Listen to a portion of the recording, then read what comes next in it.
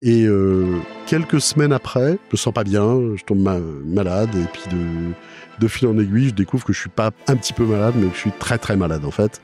Et je découvre que j'ai un cancer. Et j'ai rencontré donc une chirurgienne qui m'a expliqué, écoutez, la maladie que vous avez est très rare. C'est un cancer qui est tout à fait atypique, puisque ce que faisait ce cancer, c'est de développer un gel à l'intérieur de ma cage abdominale. Ce gel se durcissait comme du béton, et en fait, tu meurs. Enfin, c'est les organes qui meurent écrasés par le gel qui solidifie et qui t'écrase. Tout mon esprit a été concentré sur qu'est-ce que j'allais faire après. Et pour pas me préoccuper des machines, des bips, des machins, j'étais tout le temps en train de me dire et si je faisais ci, et si je faisais ça, et comment je vais le faire. Et en fait, ça m'a complètement concentré sur la suite, et ça m'a énormément aidé.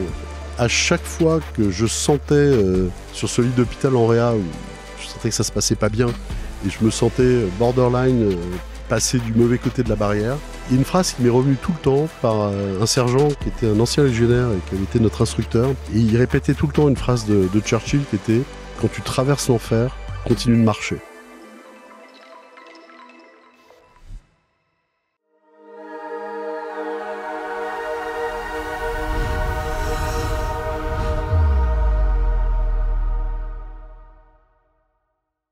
Aujourd'hui, je suis très heureux de recevoir Pascal Métivier. Salut Pascal, comment tu vas?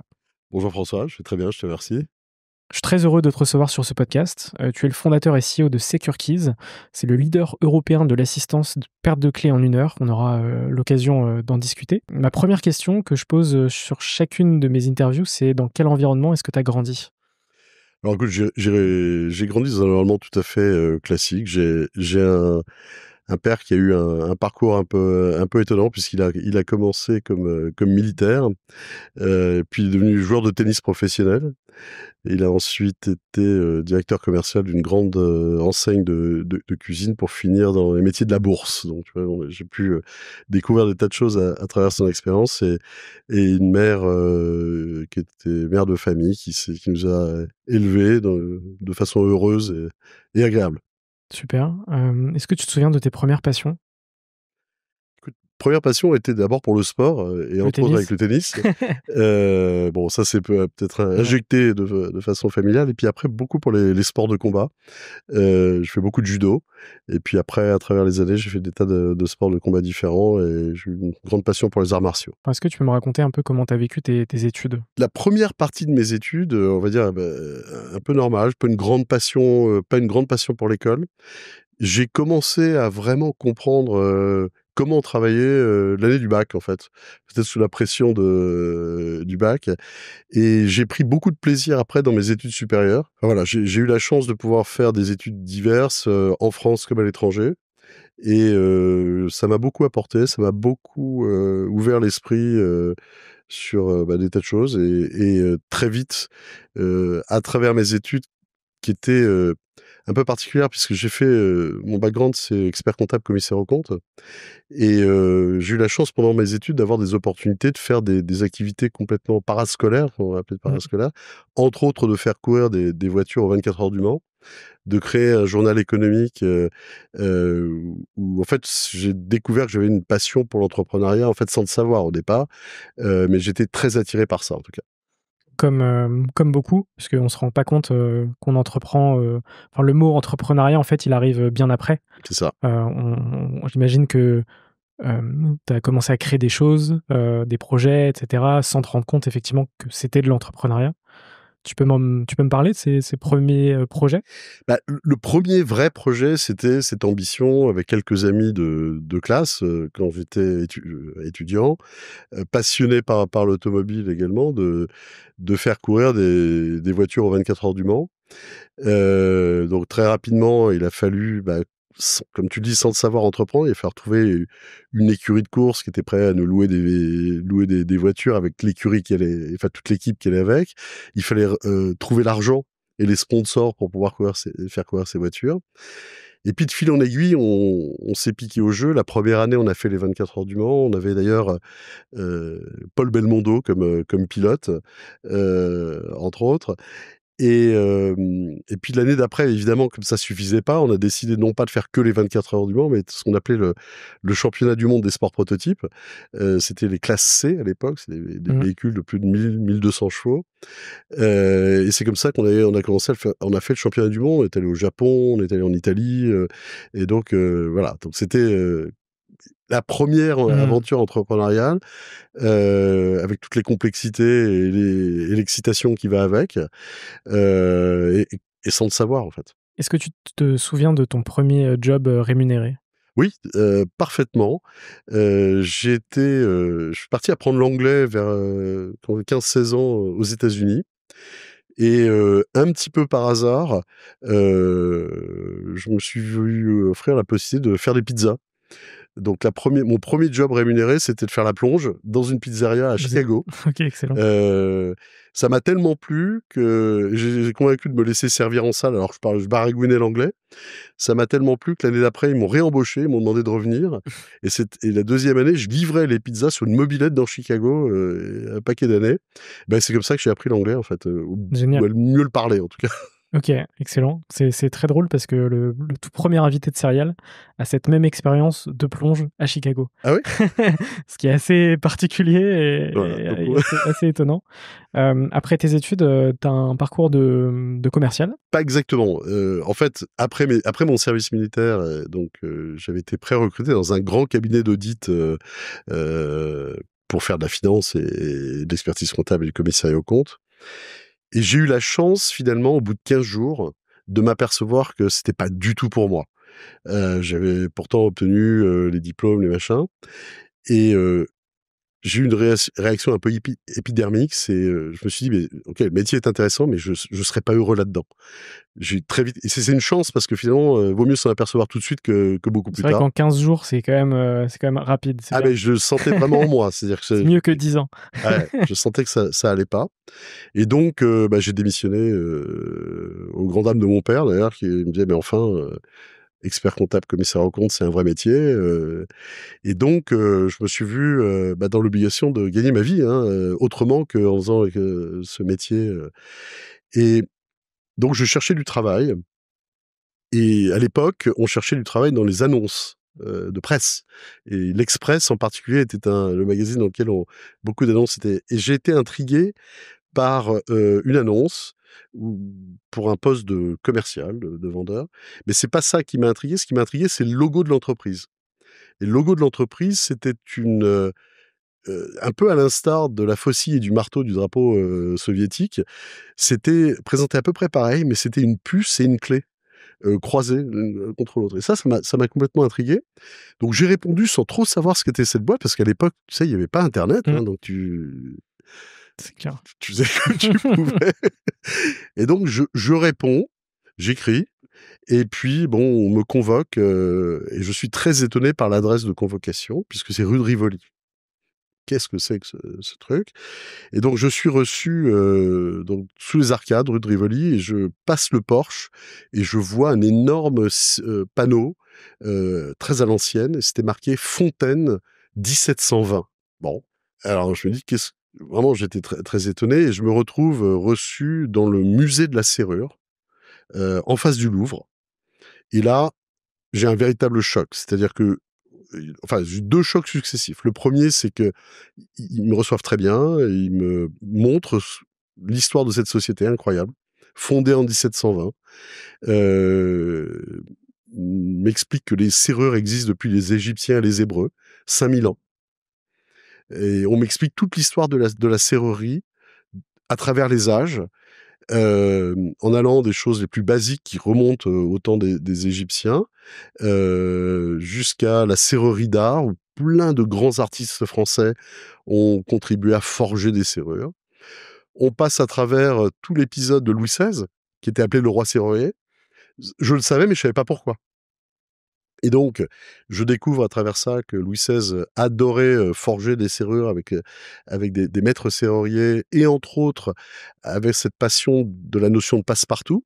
Donc, une clé qui pouvait ouvrir tout le palais, donc on Mmh. retrouve la symbolique du pouvoir, du roi. Bon, et en tout cas, donc je suis éberlué, donc je sors de cette période d'expertise comptable courte et je trouve un monde d'histoire complètement fascinant. Et j'ai la chance, au cours de cet entretien, que la personne qui me reçoit me dise: «Bon, bah, ça, c'est le passé, mais maintenant, je vais vous montrer le futur». Et donc, on est allé descendre, je me rappelle, on a descendu un escalier en colimaçon.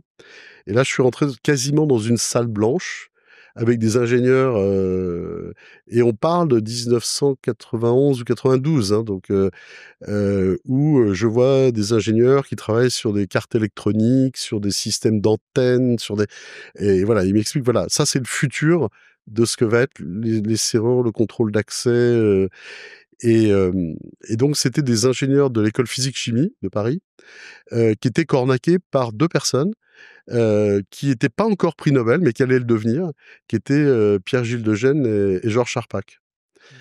Mmh.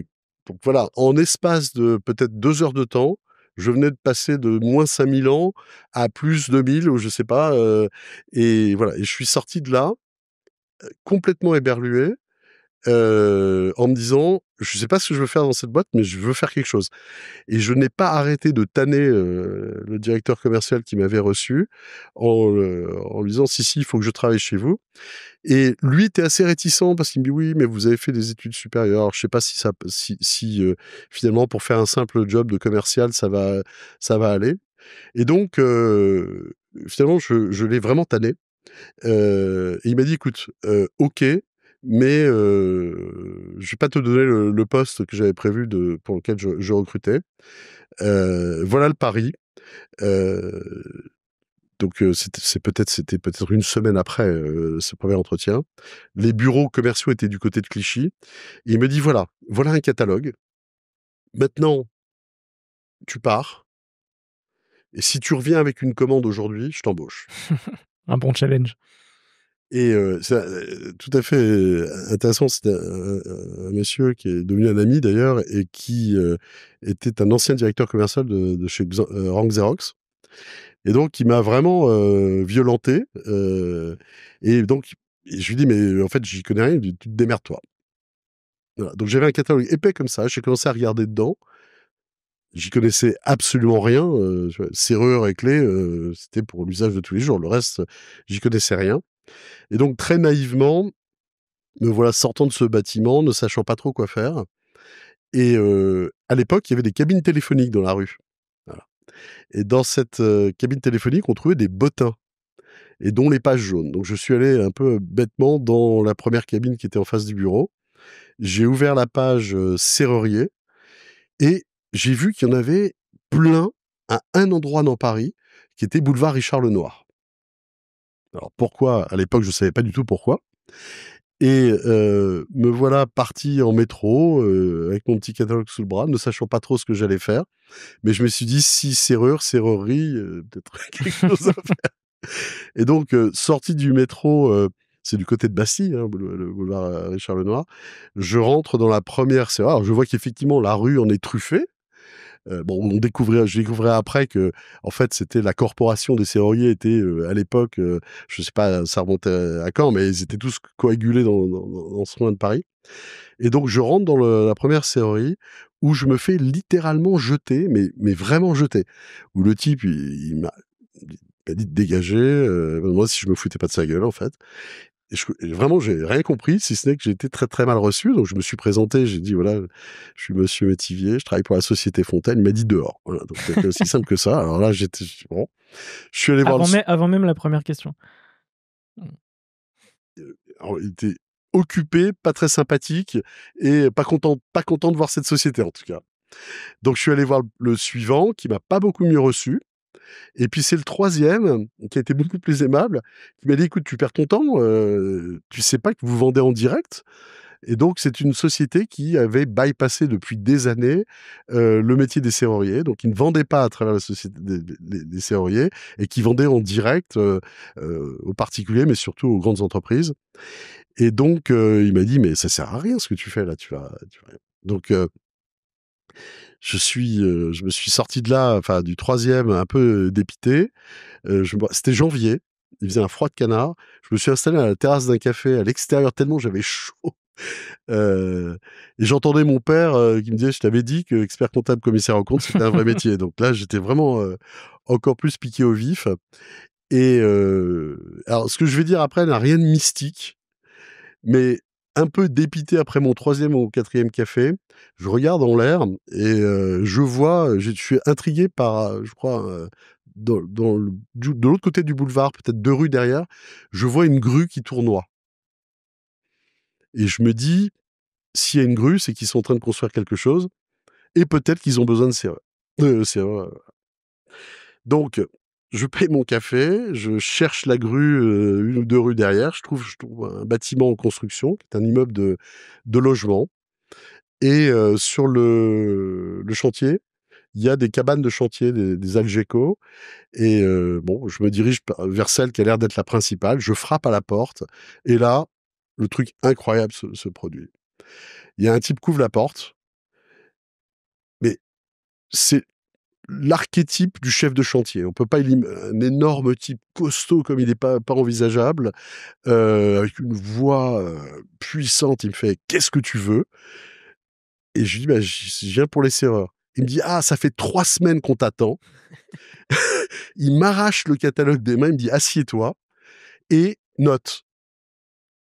Et il va de page en page, il me faut 70 de ceci, 120 de cela. «Tu notes?» «Oui, oui». Voilà, et donc j'ai noté sur une feuille de papier blanc chaque référence, les quantités et après il me prend le truc, il met un coup de tampon, il signe Le contrat et il me le signer dit: le «Et plus vite, soyez à l'heure, soyez à l'heure pour la livraison». Et là, vraiment, je suis complètement, encore plus éberlué et donc j'ai un peu de mal à croire ce qui vient de se passer, en fait, et donc bah, me voilà, étonné, prenant le métro dans l'autre sens, retour vers Clichy où, bah, je retourne, voir le fameux directeur commercial et il me dit: «Alors, tu abandonnes déjà?» Il était peut-être, je sais pas, à 15:00, donc j'étais parti peut-être vers 9:00 et je reviens vers 15:00. Il me dit: «Tu abandonnes déjà?» Je dis: «Non, non», et donc je lui tends la commande et là, il me regarde aussi étonné que moi et bon, et donc a commencé, une histoire à partir de ça et donc le pari, c'était, de développer, une activité, chez eux sans clients. Ton métier, ça va aller chercher des nouveaux clients et uniquement des nouveaux clients. Donc le lendemain, ce que j'ai fait une fois qu'on avait signé un contrat de travail, j'ai, pris un sac de pièces de 1 franc, 1 franc, j'insiste. Je suis monté au 3e étage de la tour Eiffel et il y a des longues vues qui marchaient avec des pièces de 1 franc et à côté des longues vues, il y a le plan de Paris et donc je repérais tout autour, les grues de tout Paris et je notais où est-ce qu'elles étaient pour répéter le principe et c'est comme ça que j'ai développé toute une activité, ma première activité Mmh. commerciale qui était d'aller, en fait, détourner les spécifications des architectes sur les chantiers en m'adressant directement, au chef de chantier, en lui proposant, nos produits et nos services et donc voilà, donc on m'appelait, le chercheur de grues. C'est J'ai excellent, répété l'opération ailleurs, c'est excellent. dans d'autres grandes villes de France. Alors il y a pas toujours la tour Mmh. Eiffel pour s'aider, mais en cherchant des grues, je trouvais des chantiers et voilà comment tout a démarré. Ce qui est dingue, c'est qu'au final, toute ton histoire autour des «clés» entre guillemets démarre, au moment où, tu découvres, ce musée, cette histoire et cetera, ensuite par ce job et du coup encore aujourd'hui avec, tes business, quoi. Oui, alors je dois avoir une obsession pour les clés ou en tout cas une passion pour les clés puisque Mais du coup, ça l'a activé, en fait, bah, cette, ça a activé quelque chose et ça m'a permis d'aller vivre dans plein de pays dans le monde, pour ça on en parlera, l'Italie, Singapour, ouais, notamment. en fait, ça a été un peu le lien, Mmh. pour la suite et c'est dans cette entreprise qu'après avoir été, commercial, où, je me plaignais du peu de marketing, et surtout du peu d'export, où il y a quasiment pas d'export, et en fait, toujours ce directeur commercial qui a été un vrai mentor pour moi, me dit: «Écoute, arrête de râler, fais-le». Et donc c'est comme ça que j'ai pris la responsabilité d'abord du marketing, puis de l'export, ce qui m'a amené, aux États-Unis, entre autres. Et donc après cette expérience, où est-ce que ça t'amène? Bah, d'abord, justement, nos systèmes de sécurité tellement à la pointe que Disney décide d'utiliser nos systèmes. Et c'est un peu le lien qui m'amène après vers les États-Unis, puisque après avoir équipé Disney à Paris, on avait clairement de l'or entre les mains et des systèmes tellement plus avancés que se faisait dans le monde entier. Et donc j'ai insisté pour aller rencontrer d'autres clients, chercher d'autres clients aux États-Unis et entre autres dans les grandes chaînes d'hôtels aux États-Unis. Et puis là encore, une rencontre complètement par hasard a aussi beaucoup changé ma vie. Je rencontre un type qui s'appelait Richard Hudak, Dick Hudak, qui était le vice-président de la sécurité pour une grande chaîne d'hôtels internationale qui s'appelait ITT Sheraton, Sheraton aujourd'hui. C'est un type fascinant qui avait été, je crois, colonel ou assez haut gradé chez les Marines, qui avait été un agent du FBI, et ça c'est moi qui le rajoute et je soupçonne très fortement qu'il faisait partie de la CIA. Et je comprends rapidement, On veut pas de problème. ça fait des années, il y a prescription, et je comprends très rapidement en fait que ils ont des demandes très particulières sur comment opérer des systèmes de sécurité dans leur chaîne d'hôtels à travers le monde, puisque ils avaient une très forte ambition d'expansion dans des pays tout à fait intéressants. Et les hôtels sont des endroits de rencontre. Et ça, c'est moi qui le rajoute, et c'est mon soupçon à moi, où je pense que c'était une façon très, très intéressante pour un grand pays d'aller voir ce qui se passe dans d'autres pays, Mmh. et de placer des gens dans des pays, voilà. Et donc, j'ai d'abord collaboré à travers ma société, alors avec des systèmes électroniques pour leur grande chaîne d'hôtels. Et il s'est trouvé que Fontaine a été racheté par un groupe financier. Il n'avait plus d'ambition export. Et donc moi, j'étais complètement frustré par le fait qu'on avait un tel potentiel et qu'en fait, ils n'avaient pas beaucoup d'intérêt pour l'export. Et j'avais été repéré par un groupe italien qui était grosse entreprise de sécurité en Italie, et donc qui m'a proposé de venir développer l'activité électronique, de sécurité électronique pour eux. Et je me rappelle toujours, le président de cette société me dit: «Ah, mais il y a une condition, peut-être qui va pas te plaire». Je dis: «Ah bon, mais c'est quoi?» «Il faut venir vivre en Italie». Il y a pire. Il y a pire. J'étais jeune, célibataire, un pays incroyable, l'Italie, nos cousins de l'autre côté des Alpes, alors où j'ai vécu des années incroyables là-bas. Bah, ça a été la première phase avec eux. Ils m'ont demandé ensuite d'aller m'occuper de l'Asie, et c'est comme ça que je suis parti à Singapour, développer les systèmes de sécurité pour eux à Singapour. Et de fil en aiguille, on m'a demandé d'aller ouvrir les États-Unis. Et retour à Chicago, un peu par hasard d'ailleurs, parce que Mmh. des pizzas aux serrures, il y avait qu'un trait, le hasard. Et donc je m'installe ensuite à Chicago, je développe le business pour eux aux États-Unis. Qu'est-ce que tu vas apprendre, d'un point de vue, business sur ces marchés-là? Parce qu'on est sur 3 marchés, 3 cultures différentes. L'Italie, donc l'Europe, l'Occident. Singapour, le marché asiatique et les États-Unis, bah, le marché américain. Qu'est-ce que tu retiens de ces 3 de ces 3 marchés-là? Alors, je retiens d'ailleurs, et ça c'était vrai pour tous les marchés, c'est qu'on était à un moment de rupture, c'est-à-dire, tout ce qui avait été purement mécanique, était en train de se transformer en électromécanique, électronique, sécurité, logiciel. Tout ça était des choses complètement, nouvelles. Sachant que là, on est dans les années 95-2000, si je dis pas Oui, 95 à de ce 2000, que j'ai vu, ouais, c'est OK. ça. Donc, on est déjà sur un moment de rupture dans ces métiers-là. Et on est dans des pays qui sont hyper friands de ces choses-là. Singapour, hyper en avance, les États-Unis, très pointus sur ces sujets évidemment.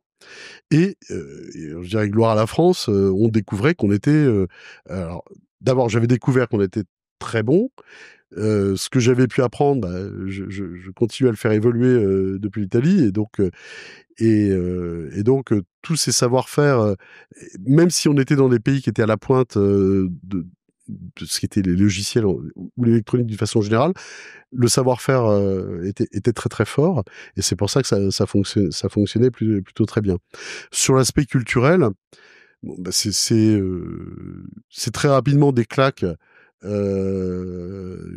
qui t'apprennent très vite à devenir humble et apprendre à écouter. Et qu'on n'écoute pas la même chose aux États-Unis qu'à Singapour ou qu'en Chine ou qu'en Corée. Et donc ça, c'était je dirais, le plus grand apprentissage, c'était de me taire et d'essayer de comprendre dans quel environnement j'étais, pour essayer de comprendre comment ça marchait, tout simplement. Et ça marche pas pareil partout, Mmh. même s'il y a des choses communes, mais évidemment, le business se fait pas pareil. Il doit y avoir un respect de la culture, il doit y avoir un respect du temps. Le temps n'a pas la même vitesse à Singapour qu'aux États-Unis ou qu'en Italie ou qu'au Danemark. C'est pas pareil. Voilà. Et l'importance de respecter ça, du coup. Pardon? Et l'importance de respecter ça, du coup. L'importance de respecter ça et l'importance de montrer à ton interlocuteur local que tu es à l'écoute de de son style de vie et de Mmh. sa façon de faire du business.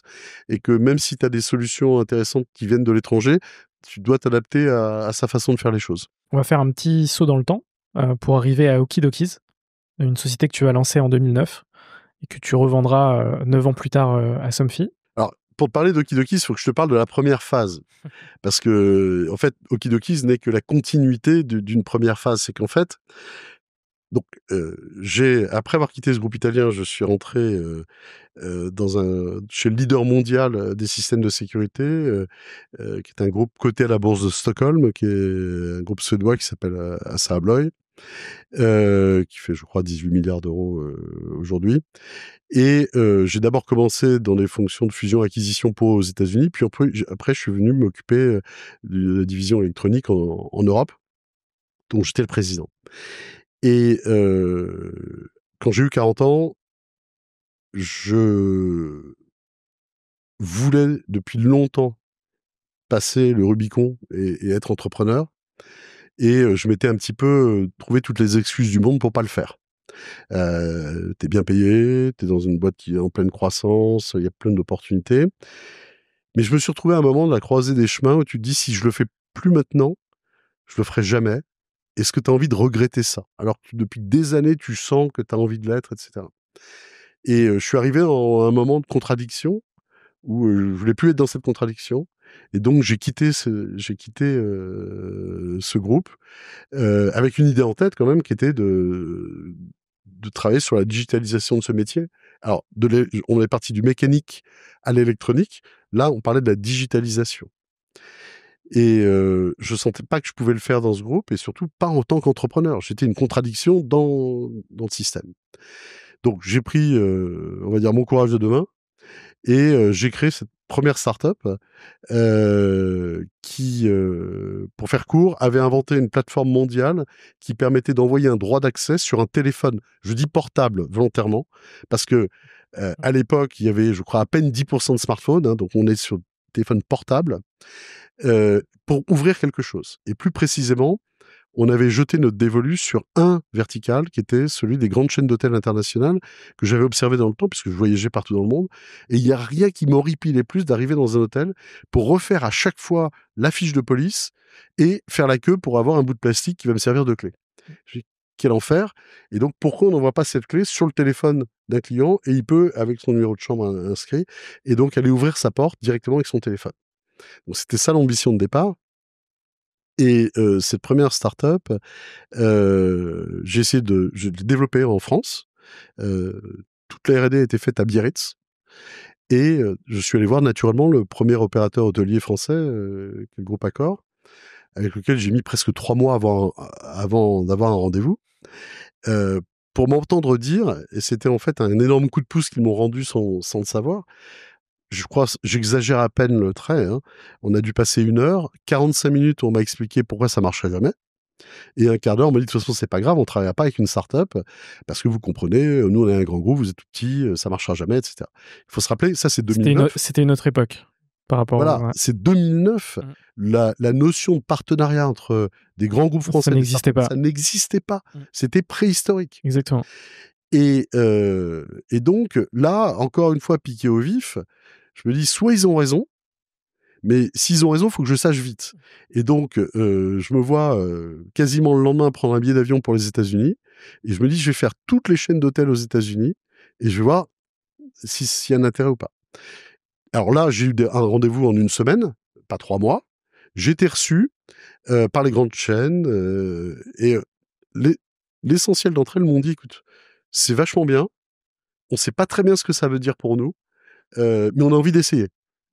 Et c'est comme ça que je suis reparti des États-Unis avec, 3 contrats, un avec Hilton, l'autre avec Intercontinental et l'autre avec Holiday Inn. Et les 3 m'ont dit: «Tu fais 2 hôtels, donc 6 hôtels en tout, et on va voir». Et là, j'étais un peu embêté parce que finalement, fallait faire. Voilà, donc cette histoire-là a bien débuté. Au début, ça marchait pas. On va pas raconter de salade. On a eu tous les problèmes du monde pour le faire fonctionner, jusqu'à ce qu'on y arrive, et plutôt même très bien. Et là, j'étais confronté à un 2e challenge qui m'ont dit: «Bah, très bien, c'est génial, on comprend maintenant, c'est une amélioration de notre service client qui va être incroyable. On veut déployer dans le monde entier». Et là, je me suis retrouvé encore une fois embêté parce que, tu fais comment? On C'est un était, autre problème. 3 ou 4, on a ni les moyens, ni les ressources, enfin rien du tout pour le faire. Et je suis parti comme ça à la recherche de partenaires industriels pour, essayer de trouver des relais, pour pouvoir déployer dans différentes parties du monde. Et encore une fois, les rencontres et le hasard ont fait que lors d'un cocktail à l'ambassade de France à Singapour, mais complètement par hasard, qui était pas passionnant le cocktail d'ailleurs, je vois un monsieur qui est là, qui a l'air de s'embêter, autant que moi, et je lui dis: «Bah, vous avez l'air de vous embêter». Il me dit: «Ouais». Je dis: «Moi aussi». Puis on commence à discuter. Et lui était le CTO d'une très grande entreprise asiatique qui s'appelle NTT Docomo, premier opérateur télécom en Asie, basé à Tokyo, et donc qui était venu visiter leur filiale de Singapour, dont le métier était de vendre du Wi-Fi et du pay TV aux grandes chaînes d'hôtels en Asie. Et il cherchait des relais de croissance parce que le Wi-Fi devenait gratuit, et donc il fallait qu'il trouve du Wi-Fi. Bon, je fais l'histoire courte. D'un début de partenariat commercial qui n'a jamais débuté, ils m'ont dit: «Écoute, non, on veut pas faire ça. On vous propose de vous racheter la boîte. Nous, on a les moyens pour la faire». Et comme j'avais partagé avec eux l'ambition qui était le départ de cette histoire de faire ce système pour les hôtels n'était qu'une partie de l'ambition. L'ambition, c'était surtout de le proposer aux particuliers pour louer leurs biens sur Airbnb sans avoir à remettre et récupérer la clé après les séjours. Ça, c'était la vraie ambition de départ. Mais on avait concentré nos efforts d'abord sur les grandes chaînes parce qu'il y a plein de portes au même endroit, en fait, Bien en sûr. quelque sorte. Et ils m'ont dit: «On a bien compris ce que tu veux faire. Tu vas avoir besoin de beaucoup d'argent pour le faire. Et donc ce qu'on te propose, c'est on te rachète toute l'activité hôtelière et on te finance la 2e start-up sans que tu aies besoin de lever des fonds». Ce qui est beau. Et là, on est toujours à la même période, à l'autre bout du monde, et là, la relation entre une start-up et un grand groupe, elle était déjà très mature. J'étais quelqu'un qui avait compris, qui était prêt à nous accompagner, et on a eu le sweet deal du siècle puisqu'ils nous ont fait un énorme chèque, pour nous permettre de financer. Ils nous ont même accompagnés techniquement. Ils nous ont donné des ressources techno à disposition pour passer à l'étape d'après. Et voilà comment cette première phase nous amène à Okidokis. Donc la 2e phase, c'était comment transformer cette plateforme qui avait été développée, pour les hôtels, cette plateforme logicielle que les Japonais m'avaient aimablement, dont m'avaient laissé surtout les droits de propriété intellectuelle. Moi, je leur avais cédé une licence, pour, le monde de l'hôtellerie exclusif. J'avais plus le droit de toucher un hôtel, sauf comme client pour aller y dormir, en quelque sorte. Et me voilà donc en train de rentrer dans le monde des objets connectés. Heu et là, on parle de, 2011, ce qui était déjà très tôt, sur les objets connectés. Et donc l'idée était de développer un petit robot qui allait venir se greffer du côté intérieur de la porte, d'une porte 3 points, 5 points, 10 points, pour transformer cette serrure mécanique en une serrure motorisée, connectée et activable à travers cette plateforme qui permet d'envoyer les clés sur le téléphone mobile des gens. Donc effectivement, 2011, très avant-gardiste. L'IoT, je ne sais même pas si l'expression IoT existait à l'époque. Je suis pas sûr. Je suis pas certain. Donc on part dans cette aventure, toujours développée à Biarritz. Et alors, le schéma s'est répliqué puisque les États-Unis nous ont tout de suite ouvert les portes. Et c'est comme ça qu'on a commencé à vendre ce produit en grande distribution électronique, d'électronique grand public, chez Best Buy aux États-Unis, en particulier chez Lowe's et Home Depot pour la partie bricolage. Sur un marché où le Airbnb était déjà très prégnant, il y avait beaucoup de gens qui louaient leurs biens, qui s'embêtaient avec les clés. Et donc on a très rapidement signé pour être dans plus de 4600 points de vente retail aux États-Unis. Et là encore, on était pris par l'accélération. Il fallait qu'on lève beaucoup d'argent pour pouvoir financer le BFR, pour pouvoir stocker, enfin répondre à tous ces besoins pour les États-Unis. Et on a trouvé un fonds d'investissement à Londres qui était prêt à investir chez nous. On a signé un protocole d'accord. Et quelques semaines après, je me sens pas bien, je tombe malade, et puis de fil en aiguille, je découvre que je suis pas un petit peu malade, mais que je suis très très malade en fait, et je découvre que j'ai un cancer. Donc là, on est en 2013. Sur LinkedIn, tu mets Most difficult job in my life. Est-ce que tu veux me parler justement de cette période qui, j'imagine, a été très difficile? Oui, alors pourquoi je mets job? Parce que en fait, j'ai refusé d'être malade. Alors, j'étais pas dans le déni, je savais que j'étais malade, mais je voulais pas me considérer comme un malade. Je voulais me considérer comme avoir un challenge qui était de vivre et de pas me laisser rattraper par maladie, de dominer la maladie autant que faire se peut. Donc, ça a été la première décision quand j'ai appris ce qui m'arrivait. Et en fait, j'étais très rapidement embarqué par quelque chose de très étonnant. La chirurgienne que j'ai rencontrée, non, d'abord, j'ai rencontré un premier qui m'a dit je sais pas ce que vous avez, mais je sais que c'est grave. Et donc, c'est finalement comme ça que je me suis retrouvé à Villejuif. Et j'ai rencontré donc une chirurgienne qui m'a expliqué écoutez, la maladie que vous avez est très rare. C'est un cancer qui est tout à fait atypique, puisque ce que faisait ce cancer, c'est de développer un gel à l'intérieur de ma cage abdominale. Ce gel se durcissait comme du béton et en fait, tu meurs, enfin, c'est les organes qui Mmh. meurent écrasés par le gel qui solidifie et qui t'écrase. Ça s'appelle comment? Ça s'appelle un pseudomyxome péritonéal. OK. C'est le péritoine. Alors le péritoine, c'est l'enveloppe intérieure du ventre qui entoure tout ça. Et donc ce truc est assez rare, et surtout dont la seule façon de le traiter était de t'ouvrir une fois tous les 6 mois, de vider le gel qui n'était pas encore solidifié avant qu'il se solidifie. Et elle m'a dit de toute façon, voilà, vous serez mort dans 3 à 5 ans, et les 2 dernières années vont pas être sympas, quoi. Bon, et elle me dit: «Par contre, j'ai une proposition à vous faire. On a un protocole comment dire? Expérimental. On vous propose d'y participer». Je crois que je devais être patient, je sais pas si c'est 8 ou 18, je me rappelle plus exactement. Enfin, il y avait très peu de gens qui l'avaient fait. Elle m'a dit: «On pense que ça marche bien. Par contre, le risque opératoire est assez colossal.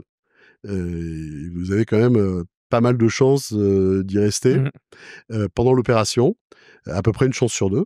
C'est à peu près les stats qu'on a, parce que c'est extrêmement lourd, la chirurgie est extrêmement invasive, et il y a un protocole qui consiste à cramer l'intérieur du ventre avec, une chimio hyper corrosive, un truc compliqué. Et elle me dit: «Écoutez, voilà le pari». C'était le mois de juillet.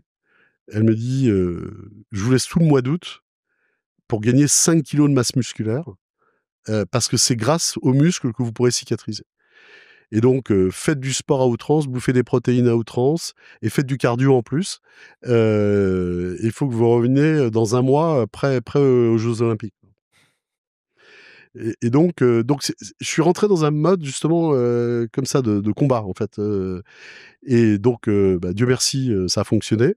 Ce qu'elle m'avait pas dit, c'est qu'il y avait 6 mois de chimiothérapie ultra violente derrière. Et quand je lui ai dit: «Mais pourquoi vous me l'avez pas dit?» Elle me dit: «Parce que j'allais pas en plus vous imposer ça à ce Mmh. moment-là». Et donc tout ça, j'ai eu, Dieu merci, la chance que ça marche. Et je me suis juré sur mon lit de réa, puisque je suis passé un paquet de temps en réa avec des tubes partout, que si j'arrivais à survivre, et ce que j'avais fortement l'intention de faire, bah, je recréerais une boîte. Et en fait, j'ai focusé, et je reviens à la notion de job, tout mon esprit a été concentré sur qu'est-ce que j'allais faire après. Et pour pas me préoccuper des machines, des bips, des machins, j'étais tout le temps en train de me dire: «Et si je faisais ci? Et si je faisais ça? Et comment je vais le faire?» Et en fait, ça m'a complètement concentré sur la suite, et ça m'a énormément aidé, en fait. Ce qui me marque, sur ces 45 premières minutes de conversation, c'est, toute ta détermination, toute ta résilience que, en fait, tu as déjà depuis le départ, depuis, les premières minutes où on discute, de tout ton tout premier job à donc aussi bien dans le professionnel que dans le personnel. Et en fait, cette expérience-là, comme tu dis, tu le vis comme un job, comme un «challenge» entre guillemets, que là, pour le coup, tu as pas le choix que de le «réussir» entre guillemets. Ce que tu dis est intéressant, et je vais peut-être rajouter un petit moment, passage au service militaire, avec une phrase qui m'a énormément marqué, et qui, à chaque fois que je sentais, sur ce lit d'hôpital en réa, où je sentais que ça se passait pas bien, et je me sentais borderline, passer du mauvais côté de la barrière, il y a une phrase qui m'est revenue tout le temps par un sergent qui était un ancien légionnaire et qui avait été notre instructeur, et qui nous en faisait voir des vertes et des pas mûres. C'était à Saint-Cyr, Coët-Quidan. Et il répétait tout le temps une phrase de Churchill qui était: «Quand tu traverses l'enfer, continue de marcher».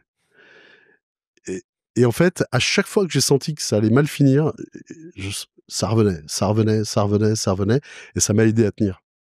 Ça, c'est super important, et du coup, merci pour ce partage. C'est vraiment très inspirant, je pense, pour les gens qui vont regarder et nous écouter.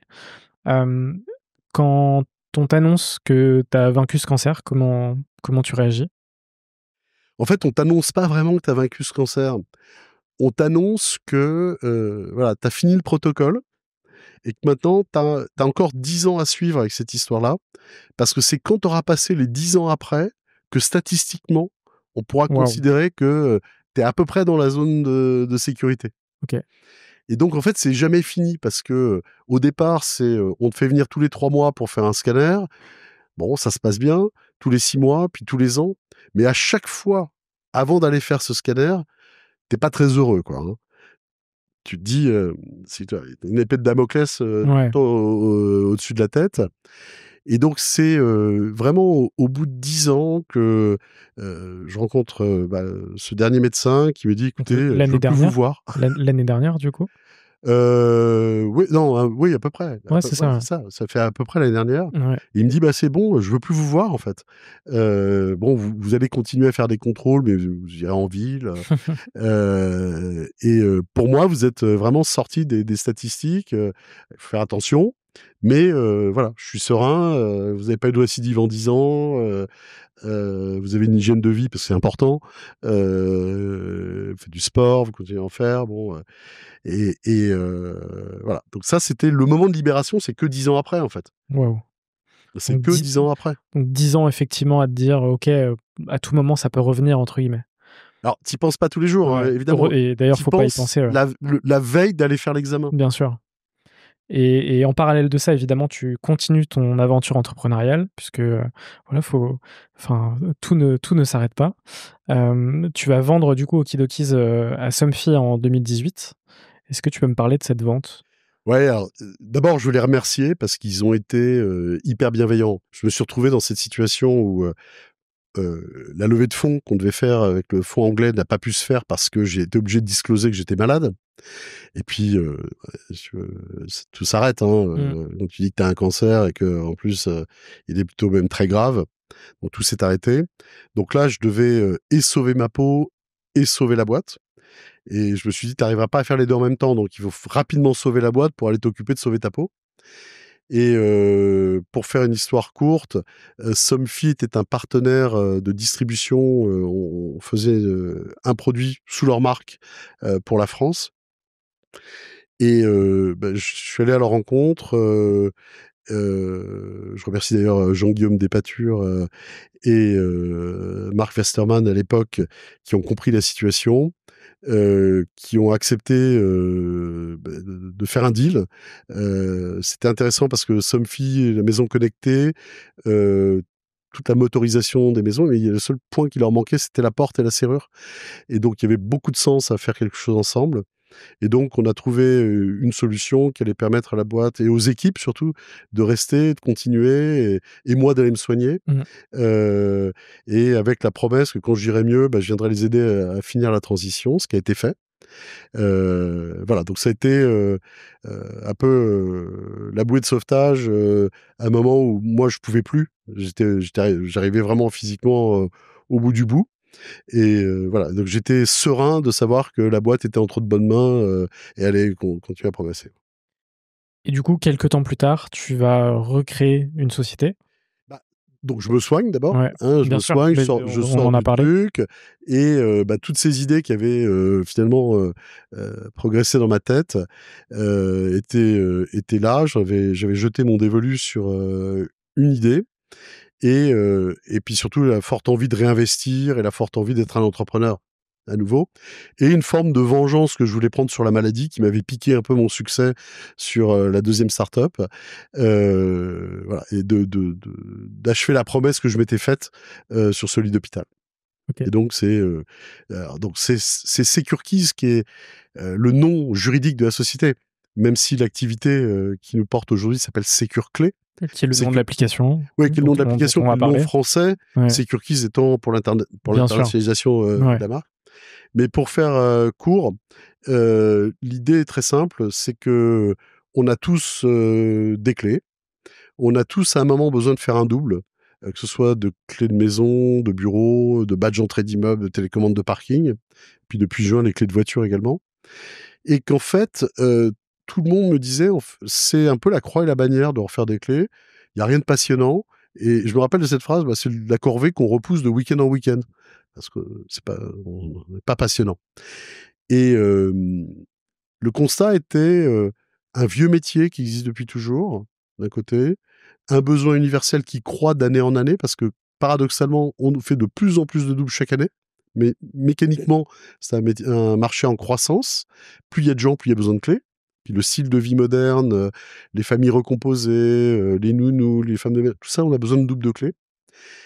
Et donc un marché qui n'a pas beaucoup évolué depuis très très très longtemps. Les échoppes des serruriers, c'est pas l'endroit le plus sexy au monde. Et puis, un paradoxe, dans un marché croissant, une distribution complètement déclinante, puisque il y a 10 ans, il y a plus de 10 000 serruriers cordonniers en France, et ils sont moins de 3 500 aujourd'hui, métier qui disparaît, alors que le besoin est pourtant présent. Voilà.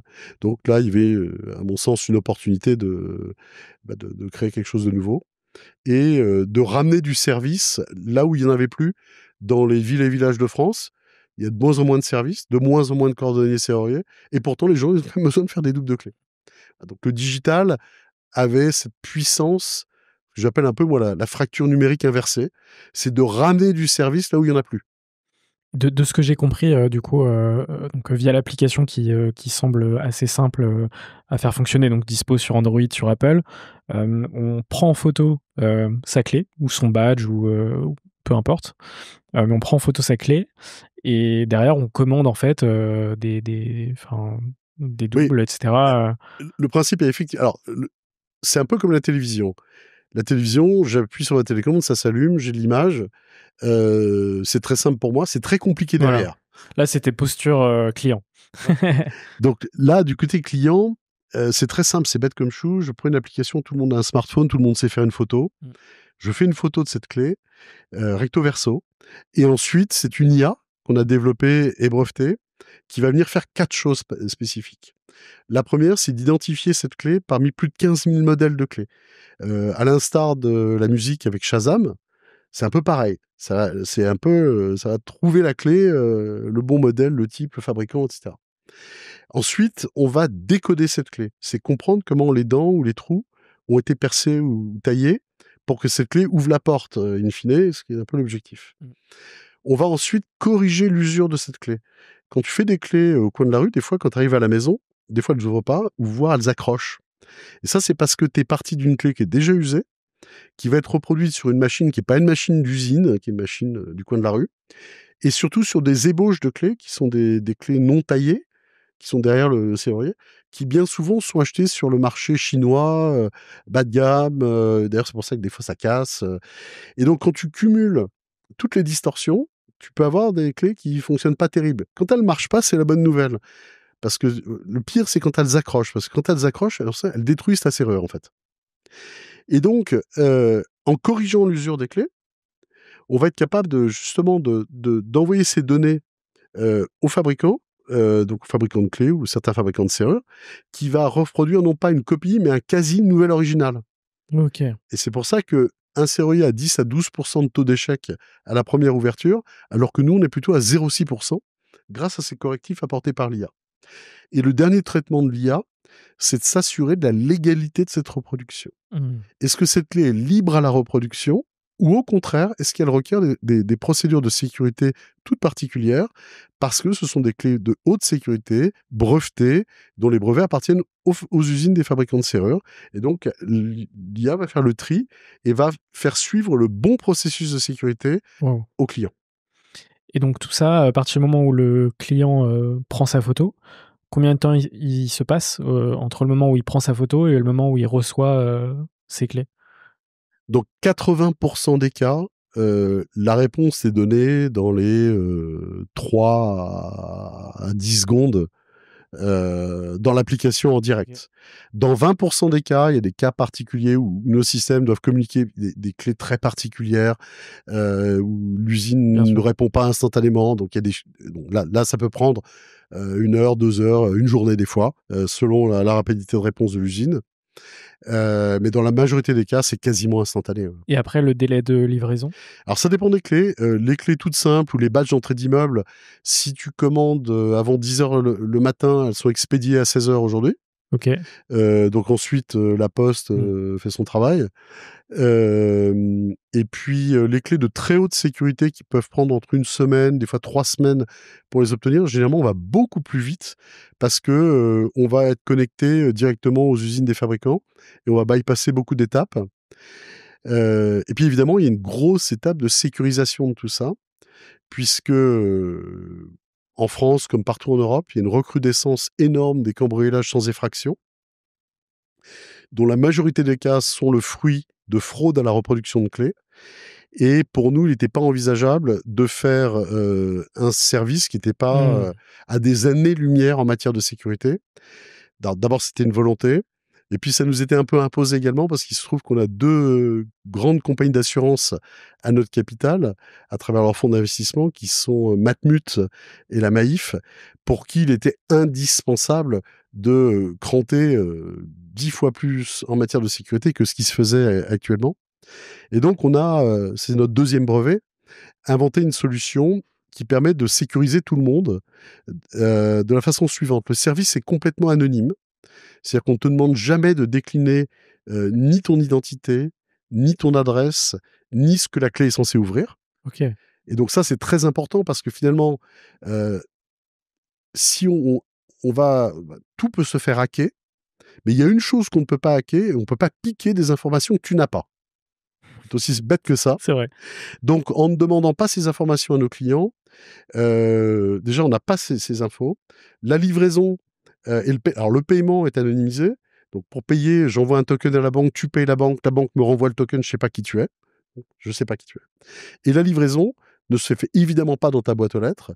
On te demande de te faire livrer soit à l'adresse d'un tiers de confiance, ton bureau, des amis, un membre de la famille, soit dans un point relais avec une procédure de retrait anonymisée.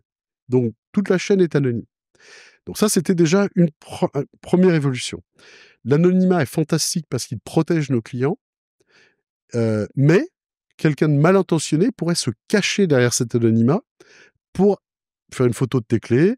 Alors, ça existe déjà, hein, sur YouTube, tu vas trouver des dizaines de tutoriels sur comment faire une photo de la clé de quelqu'un et la reproduire. Alors, si t'es un peu doué de tes mains, et t'es un peu bricoleur, tu peux y Ne faites pas ça. Ne faites pas ça. Donc le problème était déjà existant. Alors on a, et c'est partie de l'invention, en fait, on te fait authentifier par notre huissier de justice intégré, digitalement. Donc quand tu commandes chez nous, tu es anonyme, mais par contre, tu vas aller à travers un processus donc qu'on a développé avec des logiciels qu'on a développés qui tournent sur les serveurs des huissiers de justice. Lui va pouvoir t'authentifier, vérifier ces informations, et surtout, il va pouvoir placer tes informations personnelles vérifiées sous séquestre. Et le séquestre offre un privilège à l'huissier de justice, c'est que il peut garder ces informations quasiment ad vitam aeternam, et c'est important parce qu'une serrure, ça peut durer 30, 40 ans sur ta porte. Mmh. Tout en étant, on va dire, non soumis à la RGPD. Parce que l'huissier travaille dans un cadre ultra sécurisé, ultra Réglementaire. juridiquement réglementé, et donc il a ce privilège de pouvoir garder de la donnée sous séquestre. Sous séquestre, ça veut dire qu'il prend la donnée, et grâce à sa clé de crypto, il va les réencrypter dans ses serveurs à lui, qui Ouais. sont protégés. Et donc on a ainsi créé un système de clustering, où nous, on a les informations techniques des clés, mais jamais sur le client, et lui, il a toutes les informations sur le client, et jamais sur les clés. Et donc, on collabore avec la police et la gendarmerie. Ça fait que, dans le cas d'un cambriolage sans effraction, la police peut demander au propriétaire de présenter ses clés, ils Et font une photo des tracer, clés, et nous, on va être capable de dire si un jour, on a fait un double pour cette serrure. OK. Et si c'est le cas, l'application oriente l'officier de police judiciaire ou le juge d'instruction en direction de l'huissier détenteur de l'information de qui a fait ces doubles, et seul l'huissier peut remettre, enfin c'est seul à l'officier de police judiciaire ou au juge que peuvent être remises ces informations, et jamais à personne d'autre. Et c'est comme ça qu'on assure une traçabilité absolue des Donc ventes. solution ultra sécurisée, quoi. Ouais. Ce qui est ouais, OK, Ça a super. fait l'objet d'un brevet. OK, super. Donc ça, c'est une solution qui a été créée en 2021, Lancé en lancée 2021, en 2021, développé pendant le Covid. développée pendant le Covid. Donc encore un challenge, supplémentaire.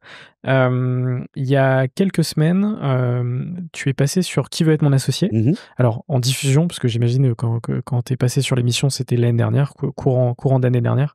On a tourné en septembre, Ouais, OK. et on est passé le 19 février 2025, et septembre 2024 était le tournage. Est-ce que tu peux me raconter cette aventure, du moment où justement tu as eu cette opportunité à ton passage, devant le jury de Qui veut être mon associé?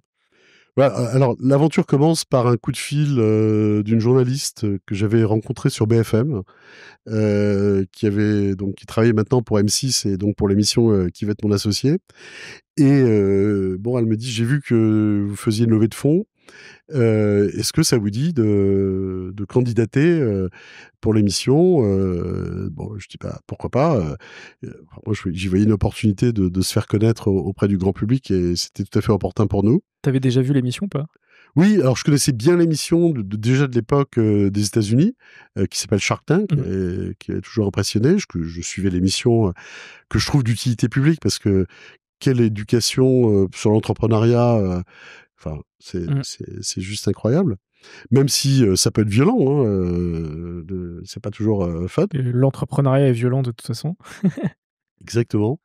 Et donc, bah, on a candidaté, on a eu, bon, des retours. Alors ils étaient pas sûrs, ils trouvaient que c'était bien, mais ils trouvaient que les clés, c'était pas sexy, donc il a fallu qu'on les convainque, et puis finalement, je crois qu'il y a 600 dossiers, ils en gardent 44 ou 45, et puis donc, alors je tiens à préciser une chose, c'est que tout le monde me pose la même question, ça n'est en aucun cas scénarisé.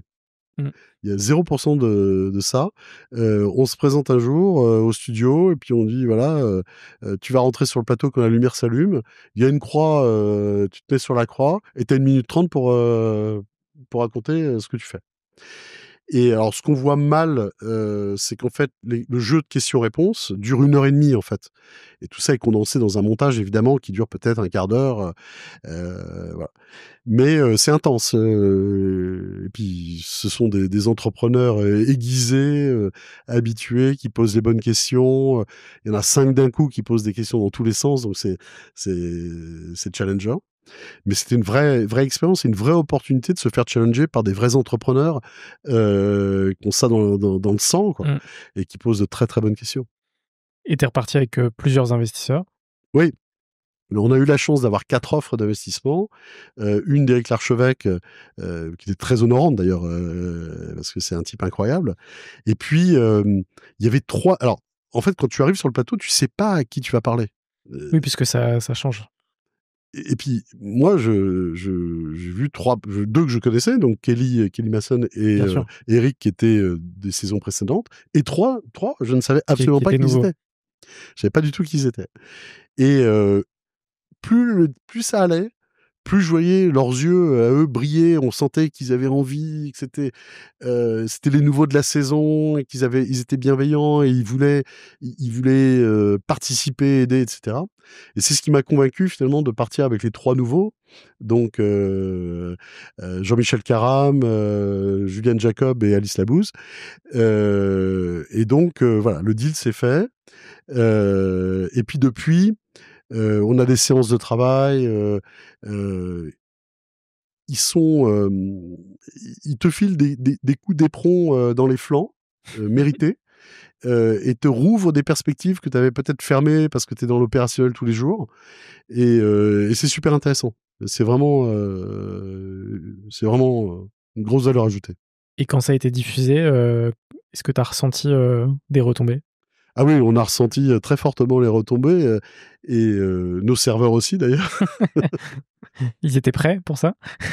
Le site internet était prêt, là où on était un petit peu moins prêt, et l'application a pas mal patiné parce que la charge violente d'un Waouh! coup. Alors le site a parfaitement tenu, l'application a eu beaucoup de mal à aller vite. Bon, je crois que les gens étaient tolérants. Mmh. Mais depuis, on a eu une croissance du chiffre d'affaires de façon phénoménale. Génial. Et puis surtout, beaucoup de demandes entrantes. Et beaucoup de messages bienveillants aussi, très sympathiques, enfin vraiment, super. Oui, du coup, qui t'ont découvert, via cette émission, qui ont découvert, ton parcours, ta solution. Enfin, il y a le business, mais il y a aussi le côté humain qui est hyper important et ça, on le découvre aussi dans l'émission. On le découvre dans l'émission, et puis, moi avec Jean-Michel Caram et Julien Jacob, parce que l'émission, il y a le deal, et puis après, le deal, il n'est pas arrêté là. En fait, il y a des due diligence à Bien sûr, renégocie, et ce qui est normal. Et puis, à un moment, les négociations devenaient tendues, comme ça peut exister dans une négociation. très souvent. Et puis, Julien Jacob a lui aussi rencontré la maladie quand il avait 23 ans. Lui aussi est très proche de l'Institut Gustave Roussy, qui est l'institut qui m'a sauvé la vie. En fait, c'est l'hôpital de Villejuif. Lui aussi. Et puis, à un moment où on n'arrivait plus à s'entendre sur les derniers négos, et il m'a dit: «Écoute, donne-moi ce que je te demande, mais je le garde pas pour moi, et j'en reverse une partie à l'Institut Gustave Roussy». Et j'ai dit: «Banco», parce que c'est vraiment un beau geste. Et Jean-Michel Caram a, je crois, 1 seconde et demie plus tard, a dit: «Bah, moi aussi, je fais pareil». Et donc bah, on est vraiment, c'est la concrétisation de ce qu'on appelle la tech for good, quoi. C'est servir une La cause, vraie définition, hein. ouais. Là, on était vraiment dans le concret. Moi, ça me touchait parce que c'est à eux que je dois la vie. Voilà, donc c'était vraiment le cadre idéal. Et ça apporte un capital sympathie à l'entreprise qu'on n'avait pas prévu finalement. Sur le coup, on fait ça pour ça.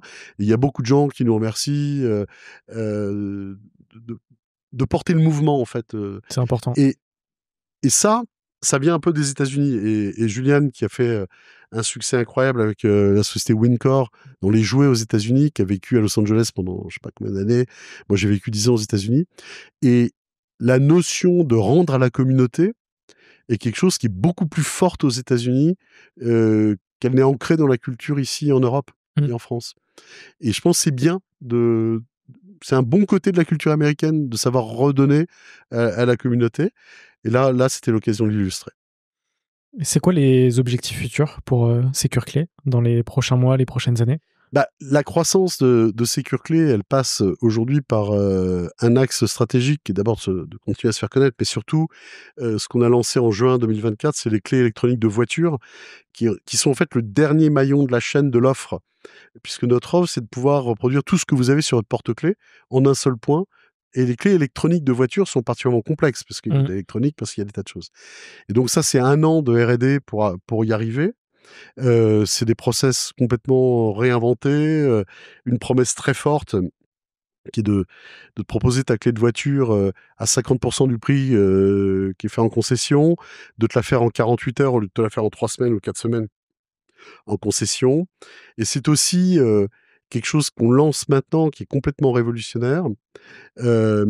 C'est en fait que cette clé ne te coûte rien, puisque la grande majorité des Français ignorent une chose, c'est qu'en fait, perdre ses clés de voiture, ça n'est pas couvert par ton assurance automobile. Donc la majorité des gens payent, et c'est très cher une clé de voiture, 350 €, 400 €. Mais qu'en fait, tu es couvert par une autre assurance, qui est celle de ta carte bancaire. Et 90% des cartes bancaires en France ont une assurance perte de clé, qui te couvre de 300 à 1 500 € selon les banques, le type de carte que tu as. Et quasiment personne n'est au courant. Et personne s'en sert.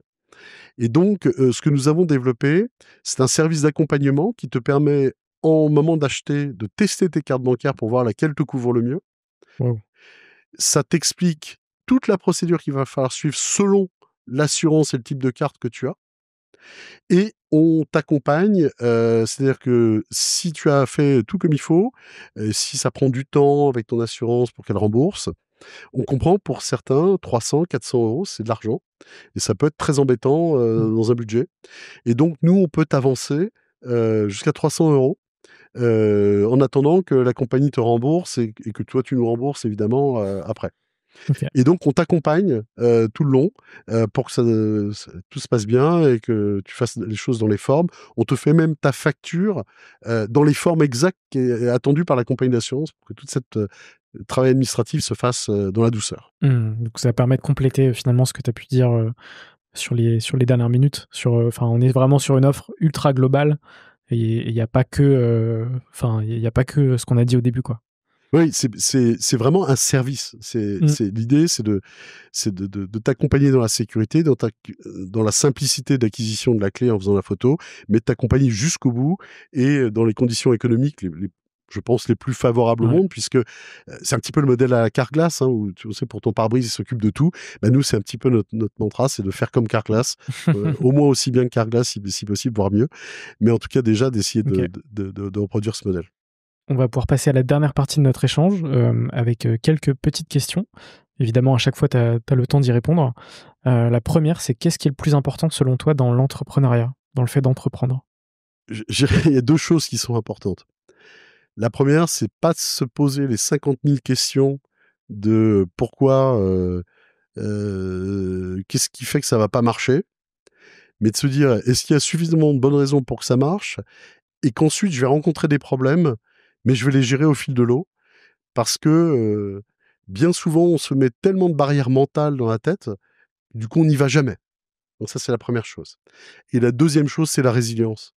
C'est une fois que tu as accepté que le chemin va pas être droit et que tu vas te prendre des baffes, des coups de pied, des tas de choses qui vont pas aller, mais que tu dis: «C'est pas grave parce que je sais que j'avais prévu qu'ils arrivent, je sais pas lesquels ce que ça va être, mais j'ai accepté l'idée que la route va pas être droite, que ça va faire mal, mais que je vais trouver à chaque fois, je vais me débrouiller pour trouver une solution».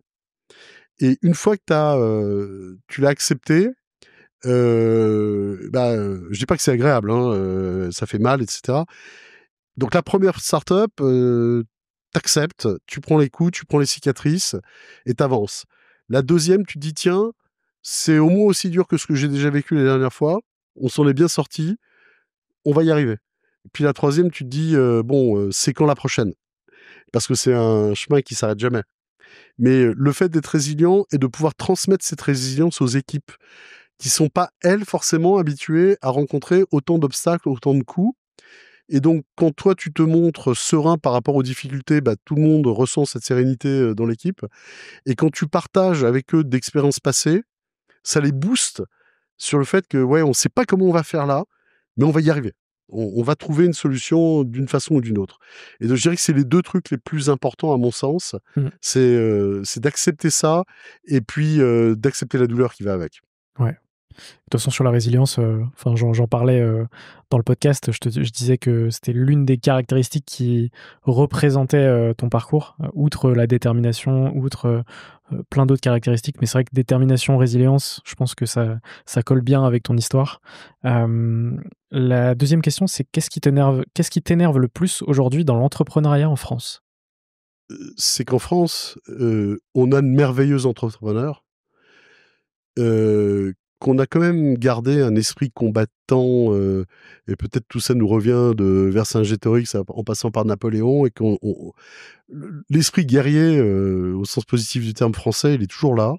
Il est muselé, il est extrêmement muselé et bien souvent, il y a un grand mélange entre entrepreneuriat et patron. Mmh. Qui sont pas du tout les mêmes choses, et que l'entrepreneur, il est en ligne de front, devant, sabre au poing. Il prend les claques, les coups, pour la nation, en créant de la valeur pour le pays, en créant, des emplois, et finalement, il est très peu protégé, il est très peu aidé, et s'il n'était pas, résilient, et si c'était pas au fond de lui, eh ben, il le ferait pas. Heu et je trouve que, on il y a beaucoup de choses en France qui aident à développer des entreprises. Il y a peu de choses qui aident les entrepreneurs. Ouais, je suis bien d'accord. C'est pas la même chose Mmh.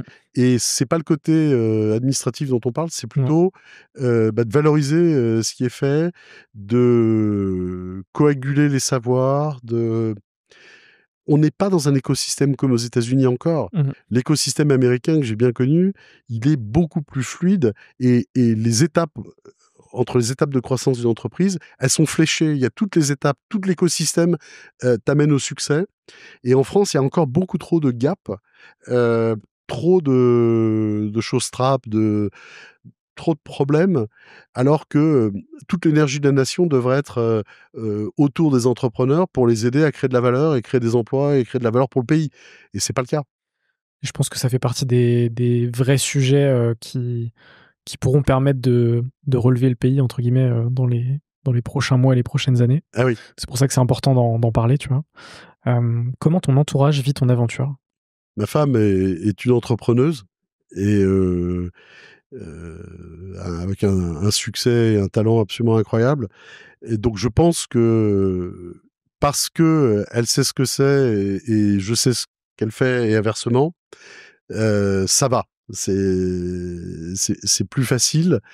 Heu, Quand on vit dans le même, dans les mêmes challenges tous les jours et les mêmes difficultés de tous les jours, heu, je peux comprendre que ça peut être plus compliqué si, dans un couple, par exemple, l'un n'est pas habitué à ça, ou découvre tout ça.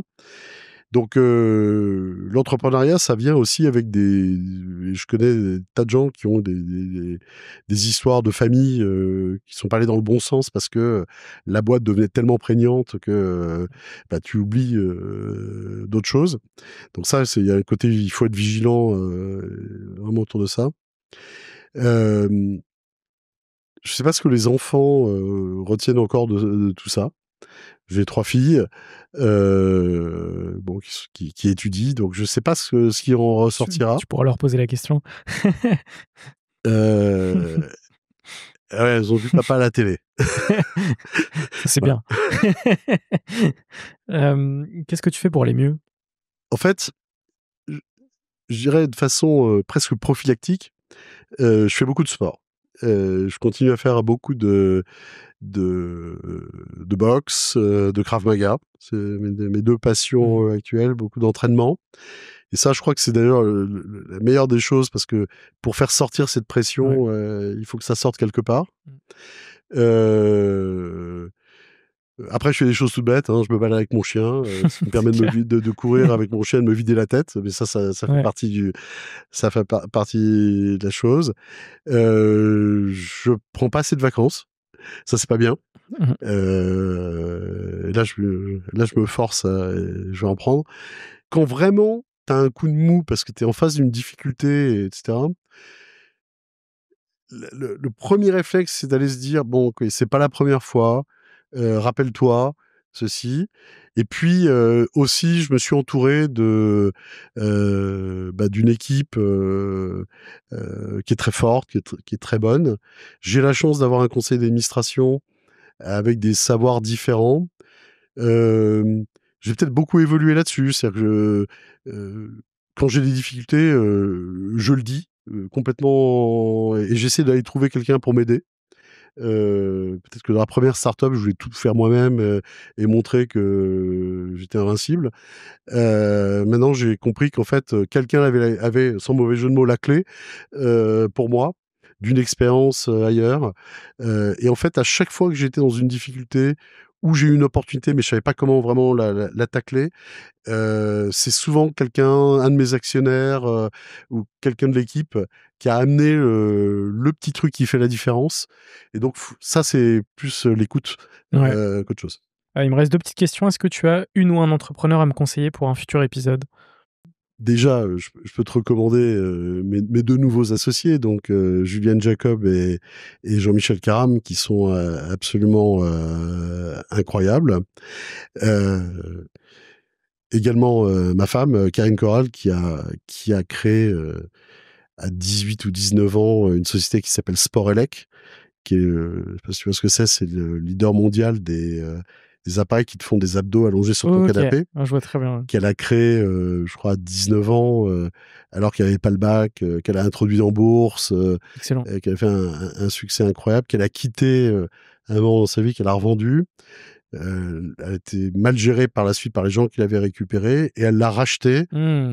Elle l'a racheté il y a maintenant 2 ans au tribunal de commerce. Ça arrive de temps en temps ça, ces Voilà. derniers temps. Et elle est en train de la relancer, avec toute la passion qu'elle a retrouvée de l'époque. OK, super. Voilà, donc OK, merci pour ces recos. Et la dernière question que je pose sur la totalité de mes épisodes, c'est quoi pour toi une ou un entrepreneur? c'est quelqu'un d'un peu fou, passionné, résilient comme on l'a dit, hem et qui arrive à s'auto-motiver, à tout moment en fait, et à transmettre cette motivation au reste de ses équipes. Je pense que c'est ça un entrepreneur. Pourquoi je dis un peu fou? Parce que si tu pas ce grain de folie qui te dit, «Bon, mais je sais pas tout, mais je vais quand même y aller parce que j'ai la forte conviction que ça va marcher», tu pas un entrepreneur. Si tu sais tout avant de partir, de toute façon, c'est pas possible. Et probablement, si tu penses que tu sais tout, c'est que ça va pas marcher. Je pense que ce seront les mots de la fin. Merci beaucoup Pascal pour, cette Merci à toi. conversation. J'espère que ça t'a plu. En tout cas, ça m'a beaucoup plu. J'espère que vous aussi qui nous avez regardé et écouté, ça vous a plu aussi. On mettra, évidemment tous tes liens en description, aussi bien, enfin ton LinkedIn, mais aussi, l'application, SecureClé. Et qu'est-ce qu'on peut te souhaiter pour la suite? Et bah, de continuer de vendre beaucoup de clés. Et bah, c'est ce qu'on te souhaite. Merci beaucoup Pascal. Merci beaucoup. Salut.